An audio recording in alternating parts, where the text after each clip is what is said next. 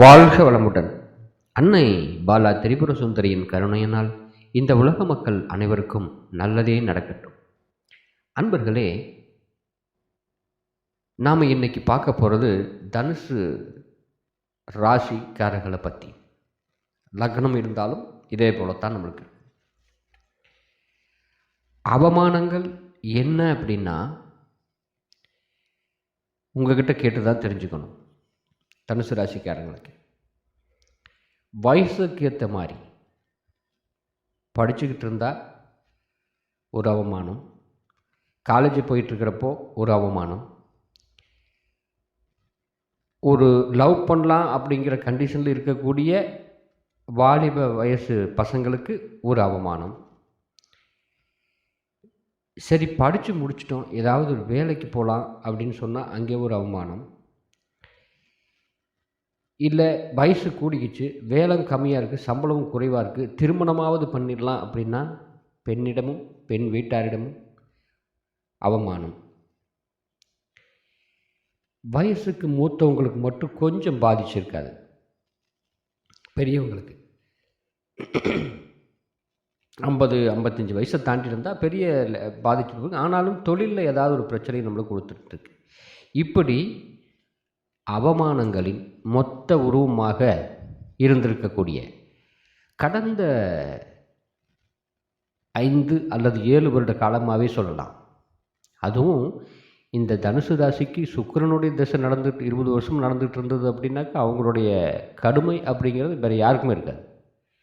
சரி, அவ்வளவு தூரத்துக்கு என்ன இந்த தனுசு ராசிக்கு நடந்திருக்கணும் அப்படின்னா சனியோடைய தாக்கம். ஏன் இந்த சனியோடைய தாக்கம் நம்மளுக்கு அதிகமாக கொண்டுகிட்டு போயிருக்கு அப்படின்னா, எப்போவுமே ஒரு தன்னுடைய சொந்த வீட்டில் மிகப்பெரிய பலம் பெறும் ஒவ்வொரு கிரகமும். அதே போல் தனுசு ராசிக்கு 2ஆம் வீடும் 3ஆம் வீடுமும் சனியோடைய சொந்த வீடு. அந்த சொந்த வீட்டில் சனியோடைய ஆதிக்கம் ஜாஸ்தியாக இருக்கும். இது ஏன் வீடுறா அப்படின்னு சொல்லி எல்லா பலனையும் கொடுக்கக்கூடிய முழு அதிகாரத்தோட யாரும் தடுக்க முடியாது, எதனுடைய பார்வையும் அதை குறைக்க முடியாத அளவுக்கு வேலை செஞ்சு தனுசு ராசியை கடுமையாக பாதிச்சிருக்கக்கூடிய ஒரு காலம். அப்போது சரி, சனி இனிமேல் வேலை செய்ய மாட்டாரா, எங்களை விட்டுருவாரா, நாங்கள் எப்படி நம்புறது? ஏன்னா இவங்களுக்கு ஒரு தைரியமே போயிருக்கும். 3ஆம் பாவகத்தில் சனி நிற்கும்போது அதுதான் தைரிய வீரிய ஸ்தானம். ஒரு மனுஷன் நான் முன்னேறிடலாம், எனக்கு முன்னேற்றம் வந்துடும் அப்படின்னு நினைக்கும் கூட தோணாது.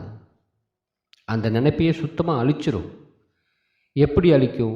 நான் முன்னேறிடுவேன், ஏதாவது போய் நான் எதாவது பண்ணிடுவேன்னு சொல்லி புறப்பட்டு போகும்போது, டே இங்கே வாடா, நீ எங்கே போய் இதை பண்ண போகிற, போய் வேறு வேலையை பாரு அப்படின்னு சொல்லி மாற்றி திருப்பி அனுப்பக்கூடிய தந்தையார் தாயாராகவோ அல்லது நண்பர்களாகவோ அல்லது தன்னுடைய உற்றார் உறவினர்களாகவோ நிச்சயம் இருந்திருப்பாங்க.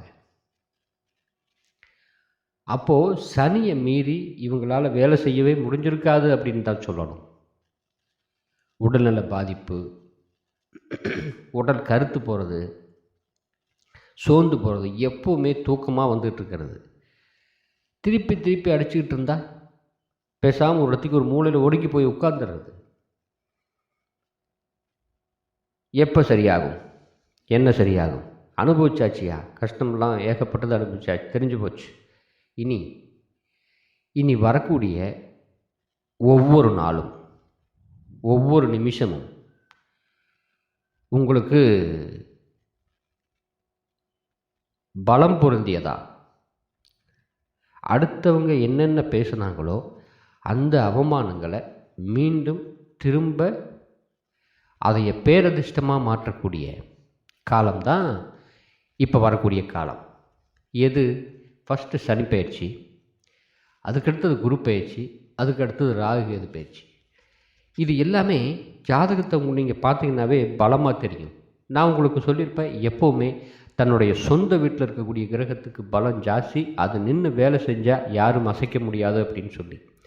சனி கடுமையான பாதிப்பை ஏற்படுத்திட்டு இருந்த சனி தன்னுடைய பயிற்சியை மீனராசிக்கு மாற்ற போகிறார். அதுக்கடுத்து அவர் நீச ராசிக்கு தான் போவார். அப்போது சனியுடைய கதிர்வீச்சு குறையும். ஒன்று ஆல்ரெடி. ராகு கீழிறங்கி வரப்போகிறார் கும்பத்துக்கு. 3ஆம் இடம் தைரிய வீரிய ஸ்தானம். ராகுடைய குணாம்சமே எந்த ஒரு பொருளையும் பெருசு பண்ணி பார்க்கக்கூடிய அதிகாரம். மனோதைரியத்தை பல மடங்கு பெருசு பண்ணக்கூடிய அதிகாரம். அந்த இடத்துல நிற்கக்கூடிய ராகு உங்களுக்கு சிறு தூர பயணம் அப்படின்னு சொல்லி கொடுக்கும். பயணங்களை குறிக்கக்கூடியது இல்லையா? அந்த பயணத்தை குறிக்கக்கூடியது ராகு இன்னும் கொஞ்சம் வெளிநாட்டுக்கு அனுப்பி வைக்கும். அது சனியோடைய வீடு. தொழில் சார்ந்த விஷயங்களுக்காக வெளிநாட்டுக்கு போகக்கூடிய வாய்ப்பும் அங்கிருந்து நம்மளுக்கு வாய்ப்பு தேடி வரக்கூடிய காலம். அதே போல் உங்கள் ராசிக்கு அந்த 15, அதாவது மே மாதம் 15/5/2025 மேலே குரு உங்களுடைய 7ஆம் பாவகத்துக்கு வந்துடுவார். இதில் முக்கியமாக ரொம்ப அடிபட்டு போனவங்க அந்த 25 வயசுக்கு மேலே இருக்கக்கூடிய ஆண் பெண் இருபாலரும். குரு மாறி வந்த உடனே 7ஆம் பாவகம் அப்படி திருமண பாகம் ஆக்டிவேட் ஆகும். அப்போது தடையாயே இருந்துகிட்டு இருக்கக்கூடிய, எப்போவுமே திருமணத்தில் ஒரு தடையை ஏற்படுத்திகிட்டு இருந்தக்கூடிய கிரகங்கள் எல்லாம் கொஞ்சம் விலகி குருவோட பார்வை லக்னத்துக்கு கிடைக்கும், ராசிக்கு கிடைக்கும். அப்போது குருவோட பார்வை படக்கூடிய எந்த ஒரு வீடும் எந்த ஒரு இடமும் சுபமாக நம்மளுக்கு இருந்திருக்கும். நீங்கள் கேட்கலாம், ஏன் 2 வருஷத்துக்கு முன்னாடி மேஷத்துக்குள்ளே குரு இருந்தப்போ பார்வை கிடைச்சிருக்கணும்ல? கிடைச்சிருக்கும். குருவோட பார்வை கிடைச்சிருக்கிறப்போ சனியோடைய தாக்கமும் நம்மளுக்கு அதிகமாக இருந்திருக்கும்.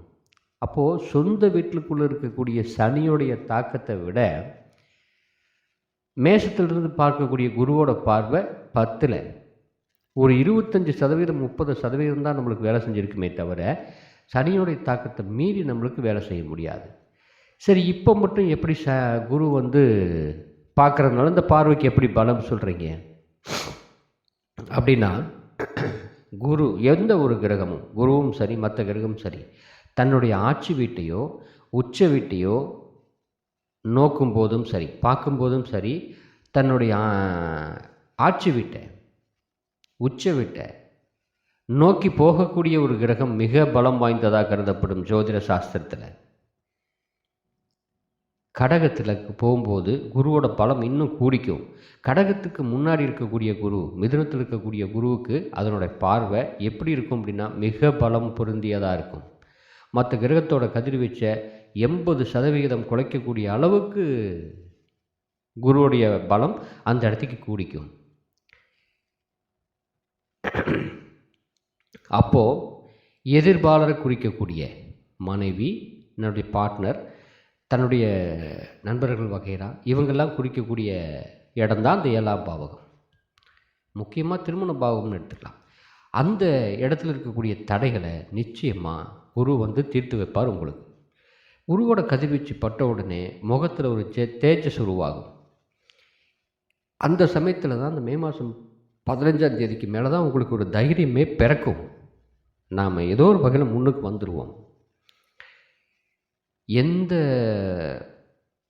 காரியத்தை இனிமேல் எடுத்தாலும் நம்ம சக்ஸஸாக நம்மளால் முடிச்சிட முடியும் அப்படிங்கிற ஒரு தைரியம் வரக்கூடிய காலம்தான் அந்த குருவோட பார்வை தனுசு ராசி லக்னத்துக்கு படக்கூடிய நேரம்.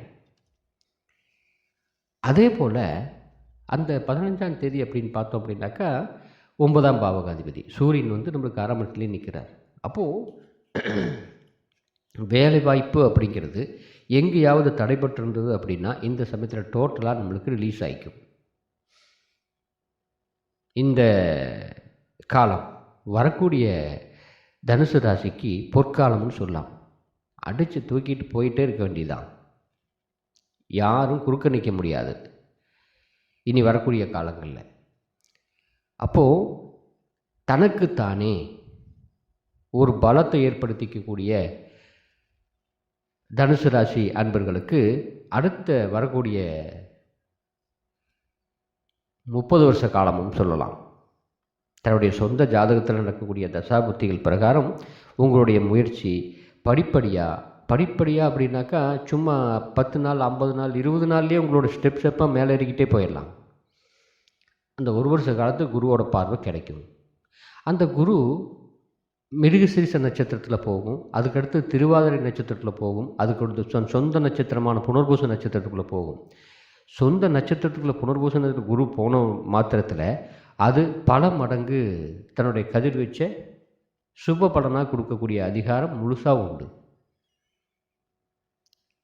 அப்போது லக்னாதிபதியான குரு, ராசி அதிபதியான குரு தன்னை பார்க்கும்போதும், தன்னுடைய 11ஆம் வீட்டை பார்க்கும்போதும், தன்னுடைய 3ஆம் வீட்டை பார்க்கும்போதும், அப்போது 3, 11, 7 இந்த பாவங்கள் மிகப்பெரிய பலமடையும்.